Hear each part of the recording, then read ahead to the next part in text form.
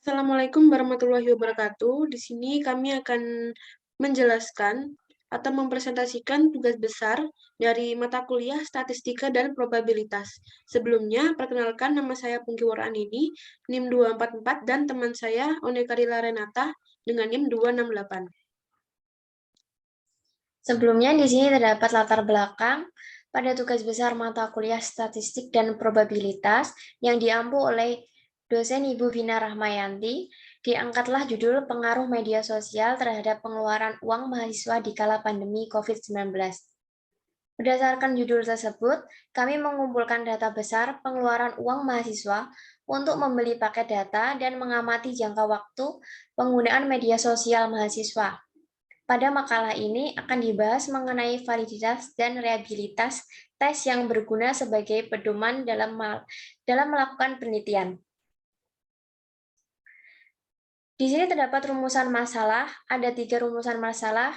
Pertama, beberapa besar pengaruh pandemi COVID-19 terhadap pengeluaran bulanan mahasiswa, khususnya mahasiswa program studi informatika, angkatan 2020. Yang kedua, Fakultas Teknik di salah satu universitas swasta di Malang, kebutuhan apa saja yang mengalami perubahan paling signifikan karena pengaruh pandemi COVID-19. Yang ketiga, cara bagaimana mahasiswa mengelola pengeluaran pada masa pandemi COVID-19. Kemudian ada tujuan, di sini ada 3 tujuan. Pertama, seberapa besar pengaruh pandemi COVID-19 terhadap pengeluaran bulanan mahasiswa.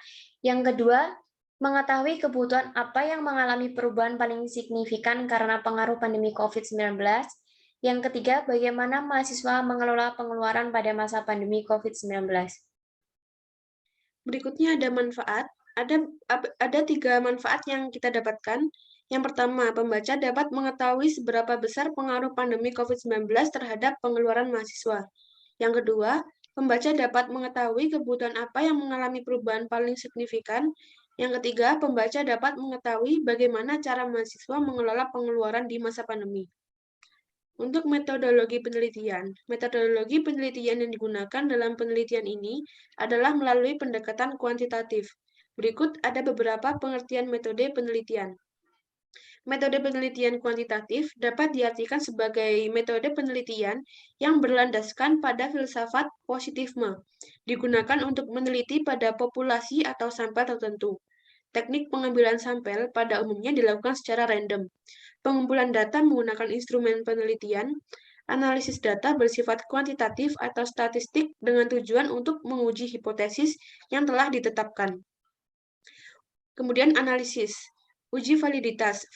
Validitas adalah ketetapan atau kecermatan suatu instrumen dalam pengukuran. Dalam pengujian instrumen pengumpulan data, pengukuran validitas faktor ini dengan cara mengkorelasikan antara skor faktor atau penjumlahan item dalam satu faktor dengan skor total faktor atau total keseluruhan faktor. Pengukuran validitas item dengan cara mengkorelasikan antara skor item dengan skor total item. Validitas item ditunjukkan dengan adanya korelasi atau dukungan terhadap item total atau skor total. Berikut ini akan kami tampilkan untuk data kuesioner yang telah kita buat. Untuk data kuesioner, di sini ada beberapa pernyataan dari pengaruh media sosial terhadap pengeluaran uang mahasiswa di kala pandemi COVID-19. Dan ada 4 jawaban dari pernyataan. Yang pertama adalah sangat tidak setuju, yang kedua tidak setuju, yang ketiga setuju, dan yang keempat sangat setuju. Kemudian di sini ada beberapa pertanyaan dari data kuesioner tersebut. Pertama, apakah Anda termasuk orang yang terkena dampak pandemi COVID-19? 2. Apakah dengan pembelajaran di rumah, para mahasiswa sangat kesulitan dalam berbagai hal kendala jaringan? Ketiga, apakah menurut Anda belajar di rumah lebih fleksibel? Keempat, apakah Anda bosan dengan perkuliahan online? Kelima, apakah Anda setuju jika perkuliahan diteruskan online untuk jangka panjang? Keenam, apakah perkuliahan di masa pandemi ini sangat sulit? 7. Seberapa banyak pengeluaran untuk kuota internet saat perkuliahan online di rumah? 8. Dengan bantuan kuota Kemendikbud, mahasiswa sangat terbantu. 9. Apakah kebutuhan ekonomi Anda mengalami perubahan signifikan karena pengaruh pandemi COVID-19? 10. Seberapa perlu Anda berhemat agar pengeluaran di masa pandemi ini tidak lebih banyak? Berikut adalah hasil dari 60 responden yang telah kita dapatkan, dan ada total dari jumlah masing-masing poin pernyataan yang telah kita berikan. Berikutnya ada tabel R hitung dan R tabel. Untuk R hitung, di sini, kemudian R tabel dari beberapa pernyataan. Telah kita dapatkan masing-masing data, kemudian data tersebut bernilai valid.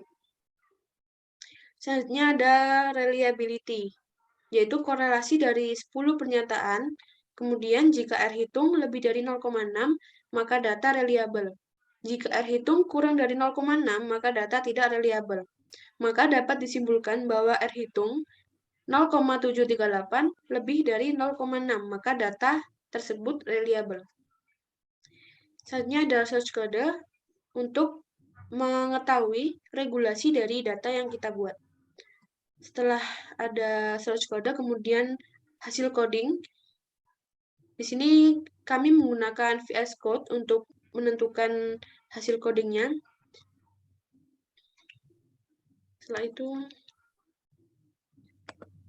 untuk menampilkan hasil dari coding, yang pertama di sini untuk menampilkan keseluruhan dari data, yaitu ada nama, kemudian kelas dari responden, terus ada beberapa poin 1 sampai poin 4 dari beberapa pernyataan yang telah dibuat.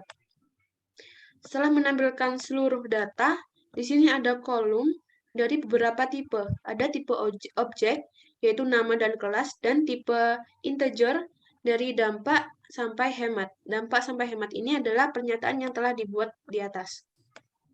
Setelah itu ada dataset dari X dan Y.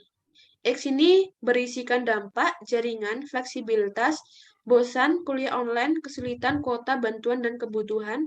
Dan Y ini adalah berisikan hemat, salah satu dari isi dari pernyataan yang ada di atas.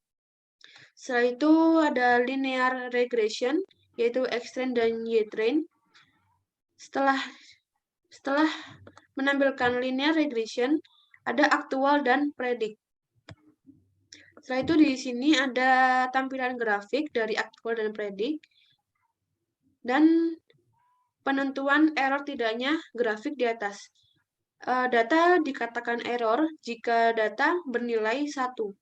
Dan di sini kita mendapatkan angka kurang dari 1, maka data aman dan tidak error. Sekian yang bisa kita sampaikan. Jika ada kurang lebihnya, mohon maaf. Wassalamualaikum warahmatullahi wabarakatuh.